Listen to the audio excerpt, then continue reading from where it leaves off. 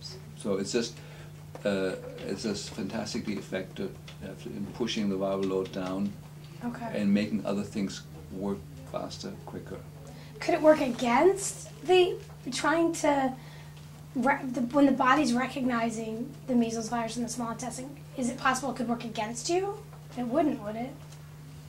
It's, well, taking the principles of homeopathy, there are certain things that can block a homeopathic from working. Okay.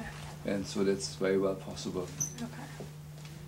But the fact that it's helping suppress the virus wouldn't be contraindicated when you're actually trying to... Well, let me just kind of say a true story. Okay. When I last ordered my my RNA remedy for myself, if I would have started my vitamin A on the same day that I ordered the RNA remedy, which still hasn't come, I ordered it in November, it's now almost April, tomorrow is April, I still haven't gotten my remedy. So what I'm suggesting is, when a mom finds out that the child has measles in the gut, do 2 weeks or 3 weeks of high-dose vitamin A. Okay. And by that time, if you're lucky, you have your RNA remedy in the mail. And so not even the question of giving them together doesn't even arise. Okay. But it's like by the time you actually, if you're lucky, get your remedy, you're already done with the vitamin A part, you knock the viruses back. And it's much less of an issue to deal with than when you start out on it. Okay. That's my suggestion. Sounds good. Okay, well now where are we going? Well, we want to look now at all the fallout, all the little things that happen when you've been toxic for a while. You know, we talked about methylation, and that should be the first thing.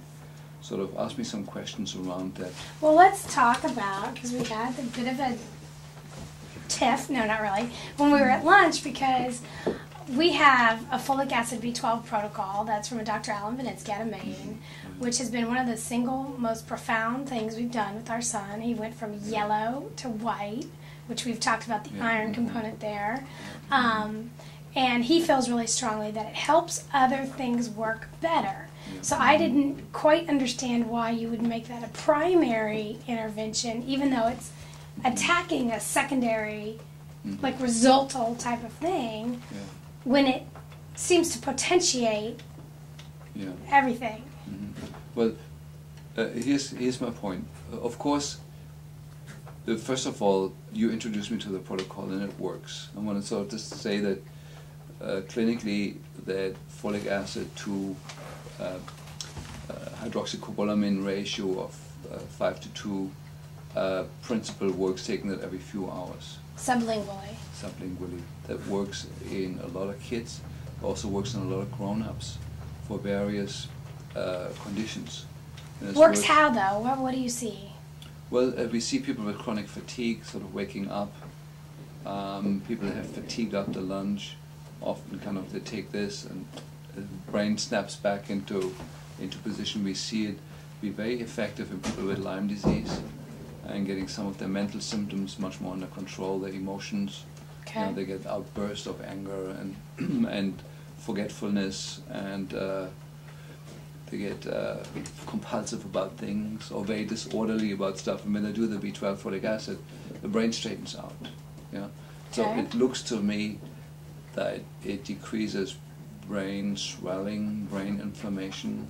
Well, if you go by his theory on it, and I talked to Dr. Coonan about this at one point. I don't know if you know him. He's the big methyl guy, because his son stopped me at a DAN conference when he heard me talking about Vinitsky's protocol and was like, "You're just crazy," kind of thing. And then finally I caught him at the anti-aging conference, and I told him that Vinitsky's theory is that it's actually a blood-borne, just because they're proximal, when you take them, it's kind of a blood-borne reaction.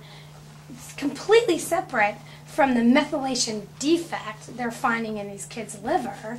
So what he thinks is happening is that this folic acid and B12 go through the blood, and as they meander through, the folic acid cleaves a methyl donor from formaldehyde, making it aldehyde, which is good already, and then it immediately donates it to the hydroxycobalamin, making it methylcobalamin. So now you have methylcobalamin available, and then it's sort of just cleaning some of this roadkill, like I like to talk about it. and that it wouldn't be contraindicated and wouldn't do the same job as the new Brander's subcutaneous folinic methyl B12 NAC, that is more going right into the neurological system, into the liver, and trying to compensate for that mutation. Yeah. Would you say that's accurately? Yeah, absolutely. I think I've been clear that when you inject something in the skin or near the skin, under the skin, right, you get some of it taken up inside the nerves, and you get you jump the blood-brain barrier that way.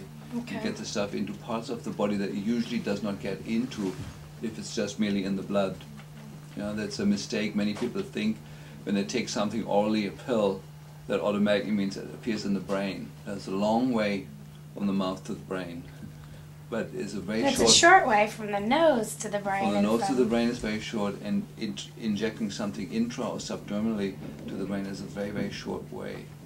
And so I do feel we have to differentiate, you know, whether you inject it under the skin or take it like Vinitsky under the tongue. I think you have to postulate there's two separate effects. And the other thing people really, really need to understand is that the new Brander technique, which is what more people know about, is folinic acid, which is an already broken down form of folic acid, past the mutation, methyl B12, which is past the mutation, whereas the folic and the hydroxo have a very separate role, and because of how they work with one another, you can't substitute in folic for folinic or methyl for hydroxo.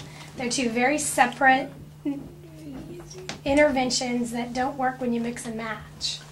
Yeah, and so what I'd like to stress here sort of is that, first of all, these are treatments based on clinical experience. Right. And the theory came later.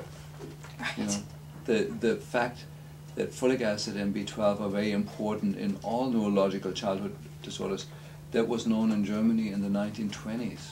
Yeah? And so since the 1920s, kids have been treated with regular injections with folic acid and B12 since probably 1930 or so in right. Germany. Yeah? And this is where the whole thing came from. And then people have played with different dosages, different applications. So what we do have is, we do know that the kids improve with these interventions. Right. And then what we have is the theory why it works. And I think we want to distinguish between the two. You know, because we know that even in the biochemical community, there's no agreement between the same people that right. using the same substance in different ways. There's complete disagreement why they work, and they fight. And I sort of don't want to be passing, like, sort of pretending I could pass a final judgment on it. Right. We know Vinitsky is brilliant because it works what he created, and it's sublingual. That means any mother can do it. And we just use these little spray bottles, and you just go spray, spray, and they come from College Pharmacy, where you get the TD DMPS. They're not inexpensive, but it's one of the things we won't do without. Yeah. And the moms have all been very, very grateful since you introduced me to the idea that we did that. Now, with the injection, the subdermal, sublingual, and other forms of injection, we even used to inject it under the tongue in people that are in a coma. Of course, we have a lot more experience with that. Okay. And the trouble with that is that you cannot do it more than once a day, I'd say. Okay. You know, and as you taught me, when the kids have their stymie reaction, when they get their weirdness, the spray you can give right there in the moment and have the thing settle. Isn't that amazing? It's incredibly amazing. They're stimmy, you give them folic acid and B12, and it goes away. Yeah. It's stunning to watch. Whereas with the injection, that's not an option. You don't have, right. You're in the middle of a bus stop, in a train, in an airplane, you can't do that. So it's not a practical intervention that is suited for long-term use. What seems practical with the folic acid, B12, and I think NAC is what the cocktail is, with the sub-Q, is I have a mom who played around with these things because we talk a lot, and she does the TD-DMPS on the same night that she does the sub-Q shot, and it's been the most effective way. And if you think about it intellectually, it totally makes sense. You mobilize this stuff, you pick it up, and now you've got the debris you've got to clean up. Absolutely, and we know that the NAC is probably the most important limited precursor to glutathione inside the cell. It's a detox amino acid on its own accord. Right. Because most of kids also have an acetylation defect. Right. Offering cysteine in the acetylated form jumps that defect also, and you give folinic acid and methylcobalamin, which are past the methylation defect. So you basically give like 3 products that are past the defect that many of these kids have, right, and offer it to the body, and it will make many systems in the detoxification process work better. Right. And so I think for the discussion of the tape or so, we want to distinguish. We know here's 2 methods that, based on my science that I have, are doing really different things and shouldn't be put like, should we do this or should we do that? Right. My answer is that no, you should definitely do both. Support the TDD-MPS with a sub-Q injection if that is an option for the mom. Right. Not every mom is going to be open Exactly. to do injections. We always say, well, if your kid had diabetes, would you refuse her the treatment because you have a thing with needles? Right. Or would you get over it? Well, one good way to get over it. And so we say, well, here's an injection that you should do every other day or so, or there's another protocol giving a small amount of methylcobalamin every day sub-Q. You probably know that also, with some very good results, some not so good results, but some very, very good results. And I say to moms, well, get over it. Try it out. If it's good for the kid, you'll know it. You stay with it. Right. If it's not, then you can have your way of not having to deal with injections. And the shot thing, a couple things that have worked well for moms is at College Pharmacy they sell a no sting injection, which basically they just give you a swab of Emla cream that you put on before you give the shot. And most of the moms have the best success after the child's already gone to sleep. And so those are just some ideas there. So to sum that part up, we feel that Vinitsky's method is a way of getting toxic metabolites, methylated toxic metabolites under control. Which is what the goal is. Like methylformaldehyde and other things that form in the normal process of detoxification, but because of the slowness of some of these pumps, some of these metabolites build up, and when they build up enough, they affect the nerves, and the child will get its typical reaction, whatever that is. It could be in a grown-up environmental sensitivity, in a child. It could be the typical strange emotional and mental and behavioral reactions of an autistic child. And in order to get that under control, we use Vinitsky's protocol of the folic acid and hydroxycobalamin, the original compounds, because the body cannot use them in that form, and these compounds go in the body on their way to search for methyl donors.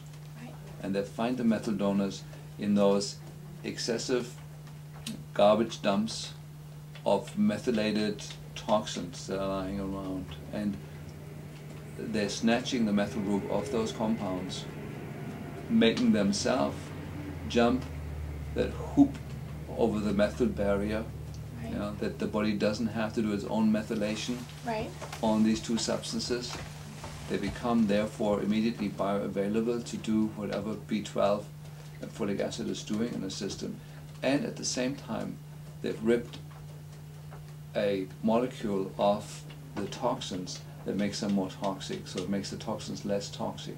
Just a win-win all the way around. So it's a win-win situation. And so it's a completely different idea than the idea of injecting N-acetylcysteine with methylcobalamin, with folinic acid, which is, yes, the folinic acid and the methylcobalamin may be doing the same thing as Vinitsky's things after they have found their methyl group. However, by injecting it under the skin, we're not only getting uptake in the blood and the lymph system where Vinitsky's thing also ends up, but we're getting some uptake directly into the nerves,